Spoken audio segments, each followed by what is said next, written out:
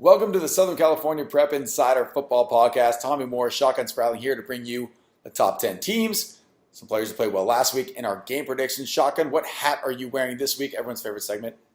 Oh man, it's been a rough time for Pittsburgh this season. The Panthers are 1-3. I mean, their win came over Youngstown State in overtime.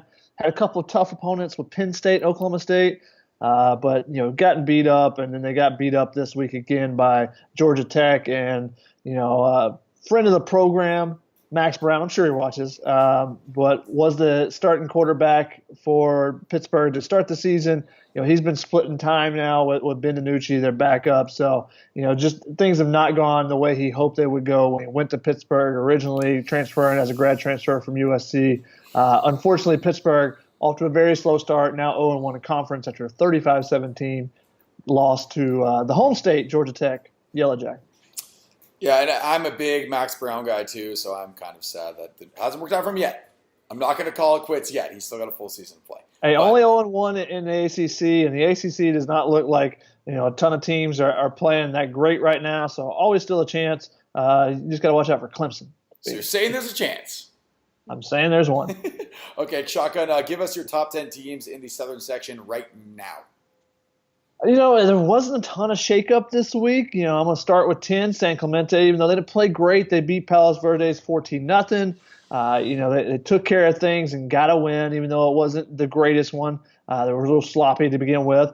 Number 9, I'm going to move Chaminade down a little notch. They beat Crespi 39-7-0 against Chaminade. They did a good job. But I'm moving Orange Lutheran up one to number 8 because they beat Riverside Heritage, a game that actually predicted them to lose. But Ryan Helinski was terrific, 28-34, 302 yards, 4 touchdowns. He ran from another one. And the guy even sang the national anthem before the game. He just does it all. He does it all there for Orange Lutheran. Now they're 5-0 now, moving them up to one spot to 8. 7, Upland stays undefeated, 5-0. They beat Great Oak 41-20. Serra did the same, beating Los Alamitos 32-10. They are now 5-0. They open Trinity League play against Servite. That's going to be a big game for them to kind of show where they are at. That's a big competition there, going into that Trinity League schedule for them next. Malik McLean, 2 sacks, including one for a safety. He had several hurries. He included one that led to a pick 6. Go ahead. And he was on a TV show, so go ahead and check that out on the YouTube page. Go ahead and type that in and watch that interview. It's pretty good. Sarah did it. Good job, Sarah. And he also decided to play a little offense. His brother was injured, had a knee injury, so he didn't play. Who normally plays wide receiver. They're like, all right, we'll put Abdul out there. Took a wide receiver screen, 79 yards for a touchdown. A heck of an all-around performance by Abdul Malik McLean there, Serra. Number 5, I got Rancho Cucamonga. They beat Citrus Hill 30-0. That defense is really good, and they continue to play pretty good. Centennial was idle, so we'll keep them at 4. They're 3-1 overall. Bosco, I thought about maybe making a little bit of move with Bosco. They struggled. They were in Washington, D.C. Obviously, that's a tough trip going across the country. The second time they've done it this season.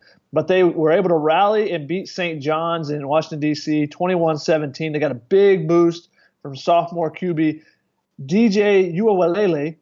Say that one, Tommy. Is that right? We were sure you got that right. I'm close. I'll count it. I'm not going to tell you you're wrong. So he came in relief of Real Mitchell to lead the team back from 10-point deficit. Came in, threw a couple touchdown passes. Gave St. John's a different look because Real's more of a running quarterback and more of a threat there.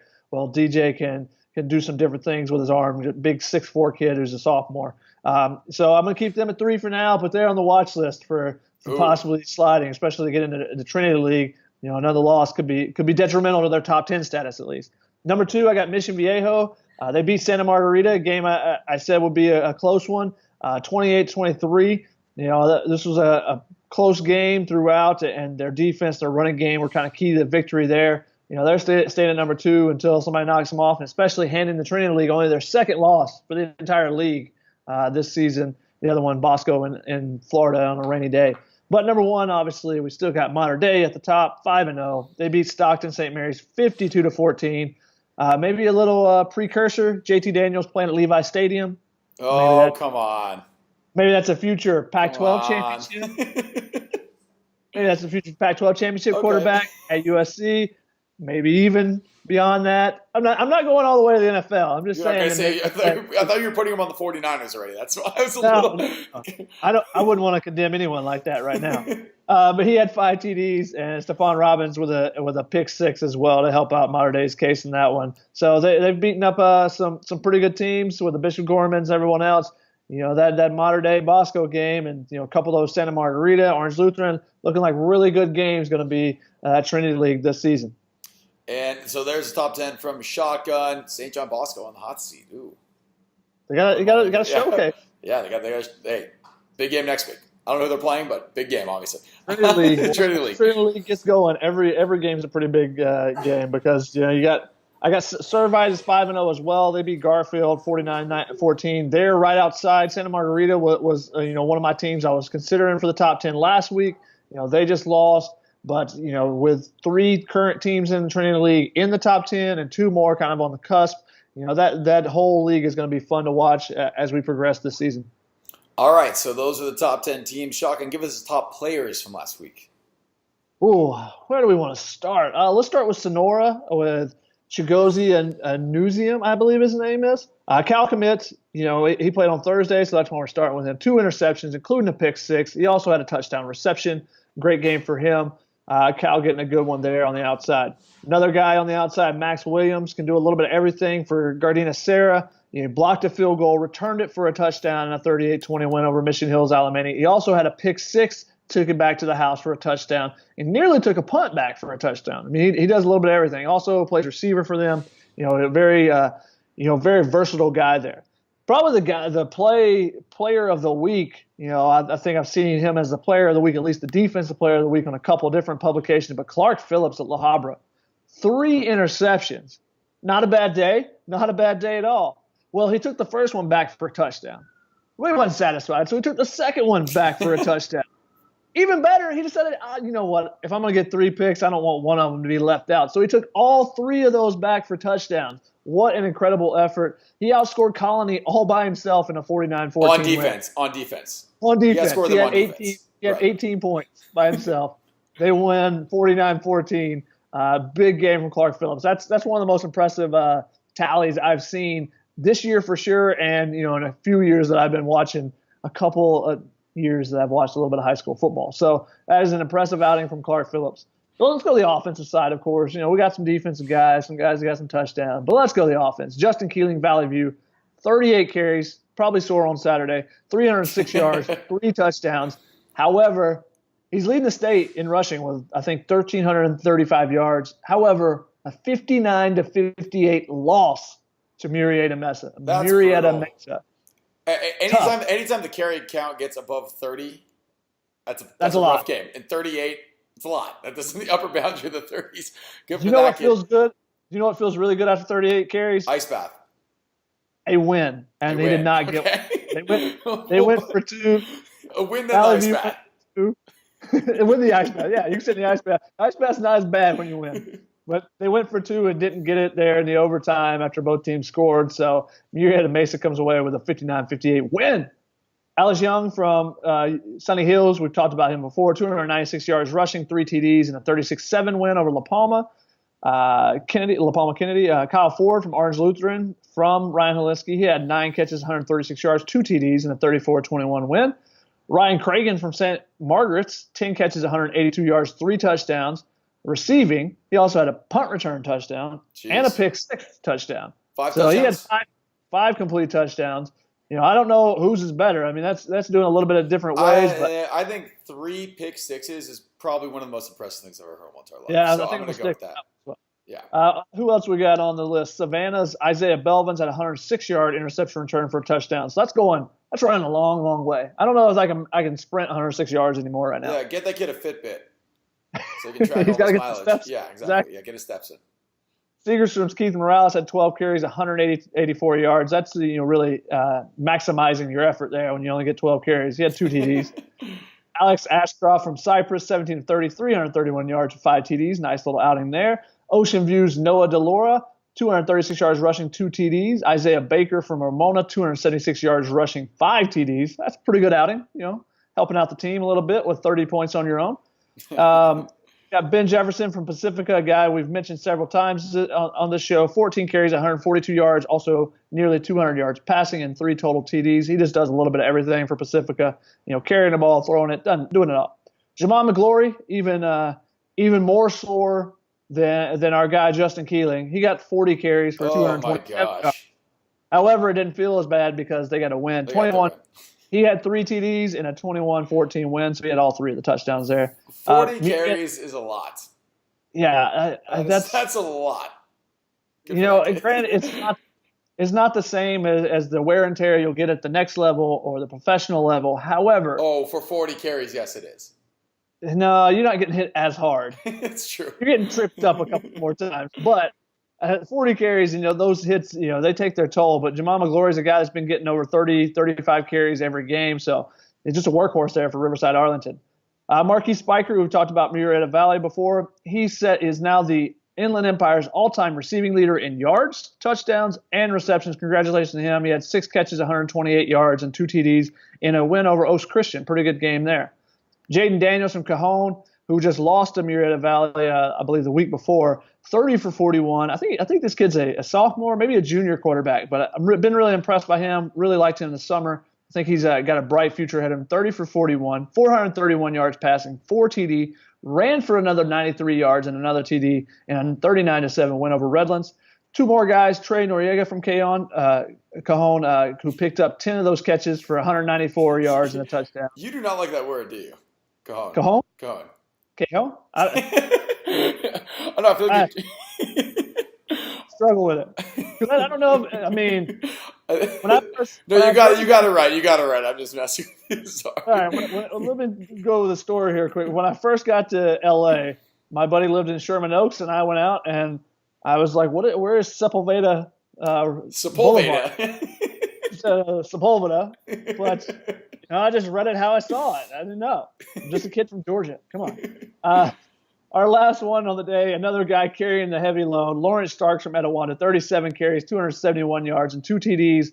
And unfortunately, again, and a loss. A lot of carries and a tough loss. 23-21 loss to San Diego. That's okay. San Diego, not San Diego.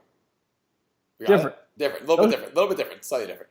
All right, so those are the guys who had good weeks last week. Time for everyone's favorite, our game picks. We're going to start with, obviously, these are all games you can see on the Fox Sports Go app. Make sure you download it so you can watch all the games we can predict so that you can make fun of us on Twitter or tell us that we're really smart on Twitter. Mostly make fun of us. How come no one ever tells you you're really smart on Twitter? I don't know. It's weird. It's mostly negative on Twitter. Who would have thought? Who would have thunk it? It's crazy. Here we go. First game. This is a Thursday game. It is 7 p.m. It is Serra playing Chaminade. For Serra, Brian Addison and John Jackson, 47 receptions for 561 yards and 6 touchdowns combined. Also, sophomore Justin Houston having a great season on the defensive side of the ball. 46 tackles for him. Chaminade, we have Stanford commit Michael Wilson with 480 receiving yards and 6 touchdowns already. Andrew Van Buren, who we mentioned on the show before, 455 rushing yards and 9 touchdowns. Shotgun, I have Chaminade in this one. Who do you have? I hate to agree with you because you're usually wrong, Generally, but I'm going to go with Chaminade as well. I think Brian Edison's got to do a little bit more for them. I mean, he is a super athletic kid that plays receiver and safety for him. I think he's got to make, if he can make a play on defense, maybe it turns the tide for him. Max Williams has been making a ton of plays for Serra. Chaminade has that duo of Michael Wilson and Van Buren. I think Chaminade can turn out some yards on the ground against Serra this game. Okay, so we agree on one. That's boring. All right, next game, also a Thursday game, 7 p.m. It's Valencia traveling to Calabasas. Both teams undefeated. For Valencia, Connor Downs, 9-1 touchdown interception ratio. Moises Haynes averaging 146 rushing yards and 2.25 rushing touchdowns per game for Calabasas. Mike Irvin, defensive tackle, headed to Arizona. Watch out for him. Johnny Wilson off to a quiet start, but averages a touchdown reception per game. I'm going to go with Valencia here. This was a tough one for me, but I'm going to go with the away team. Shotgun, what do you think?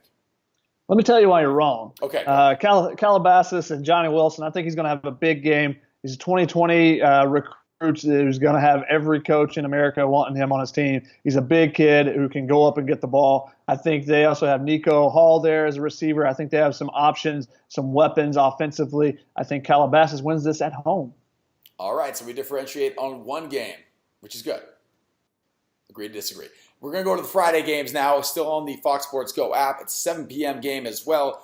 Bishop Amat facing Loyola. Bishop Amat still looking for their first win, but they've had tough games, so it's not really the 0-4 that you would think it is. Loyola coming off a 28-21 win over Notre Dame, which we talked about last week. Jordan McMillan leads the team in tackles with 36 and has the most sacks of the team with 3. I am going to go with Loyola. I think Bishop Amat will still be searching for their first win next week. Oh, tough decision by you. You look like you were really bothered by it. I was bothered. Yeah, I was. You shouldn't have been. I think Loyola wins this. I went against them last week. I said that they would lose against Sherman Oaks. Instead, I think they get the win again. Of course, if they make me wrong 2 weeks in a row, that's not very good for them. No, it's not. Going on, another game on the app. All the way to Division 12. We love the small schools as well. Big Bear facing Rim of the World. Again, a 7 p.m. game. Big Bear with the two-headed monster rushing attack of Chewy Castro and Chase Dowdy. As a team, they averaged 284.8 yards a game rushing and 4 1/4 rushing touchdowns per game. I like Big Bear in this one versus Rim of the World. What do you think, Shotgun? I got Big Bear, and I was going to bring this up at the end in my last notes.